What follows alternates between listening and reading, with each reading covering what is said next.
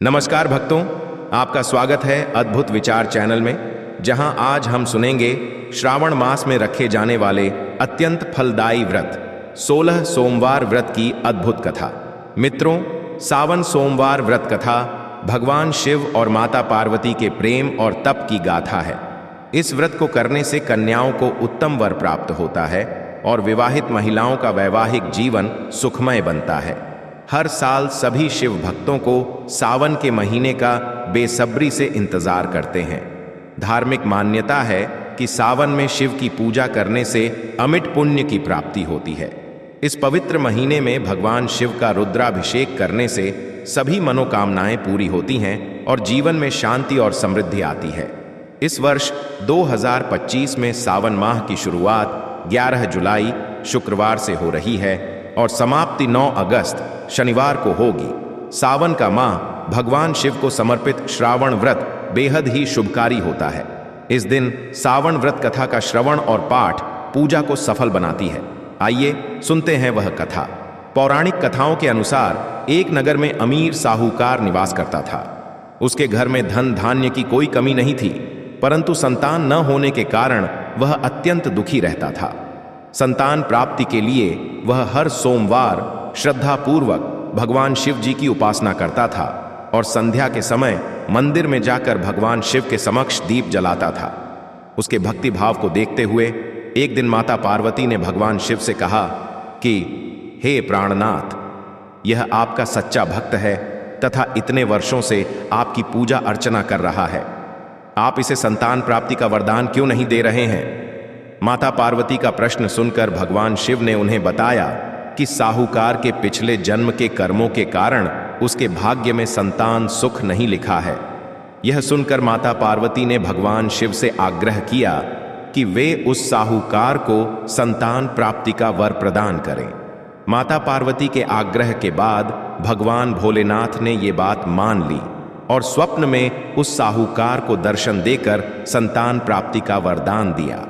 इसके साथ ही भगवान ने उन्हें यह भी बताया कि उसका पुत्र अल्पायु होगा और वह केवल 16 वर्ष तक ही जीवित रहेगा। साहूकार को इस बात की हार्दिक प्रसन्नता तो हुई, लेकिन वह संतान को कुछ समय बाद खोने के विचार से चिंतित हो गया। उसने पूरा वृतांत अपनी पत्नी को सुनाया। पुत्र की अल्पायु के बारे में सुनकर उसकी पत्नी भी अत्यंत दुखी हो गई। यह बात जानकर भी साहूकार ने अपने आराध्य की पूजा अर्चना जारी रखी। कुछ समय पश्चात उसकी पत्नी गर्भवती हो गई और उसने एक सुंदर बालक को जन्म दिया। उन्होंने उस बालक का नाम अमर रखा। जब अमर 11 वर्ष का हुआ तो साहूकार ने उसे अपने मामा के साथ शिक्षा ग्रहण करने के लिए काशी भेज दिया। काशी जाने से पहले साहूकार ने बालक के मामा को कुछ धन दिया और कहा कि तुम जिस भी मार्ग से जाना वहां यज्ञ और ब्राह्मणों को भोजन अवश्य कराना। इसके बाद दोनों मामा भांजे काशी की ओर निकल पड़े। यात्रा करते हुए बालक और उसके मामा एक राज्य में विश्राम के लिए रुके। वहां पर राजा की पुत्री का विवाह हो रहा था, परंतु जिस राजकुमार का विवाह उस राजकुमारी से हो रहा था वह एक आंख से काना था और यह बात किसी को पता नहीं थी। राजकुमार के पिता को इस बात की चिंता थी कि अगर राजकुमारी को यह पता चल गया कि राजकुमार एक आंख से काना है तो वह शादी से मना कर देगी। इसलिए जब उसने साहूकार के पुत्र को देखा तो राजकुमार के पिता ने उससे राजकुमार की जगह मंडप में बैठ जाने का आग्रह किया। साथ ही उसने उस बालक से कहा कि वह विवाह के बाद इस भेद के बारे में किसी को न बताएं। अमर उस राजा की बात मानकर दूल्हे के स्थान पर जाकर मंडप में बैठ गया। इस प्रकार राजकुमारी और बालक का विवाह संपन्न हुआ। विवाह के बाद बालक अपने मामा के साथ काशी के लिए प्रस्थान कर गया। काशी जाने से पहले उस बालक ने राजकुमारी को पत्र के माध्यम से सब सच बता दिया। साथ ही यह भी बताया कि जिस राजकुमार से उसकी विदाई हो रही है वह दरअसल काना है।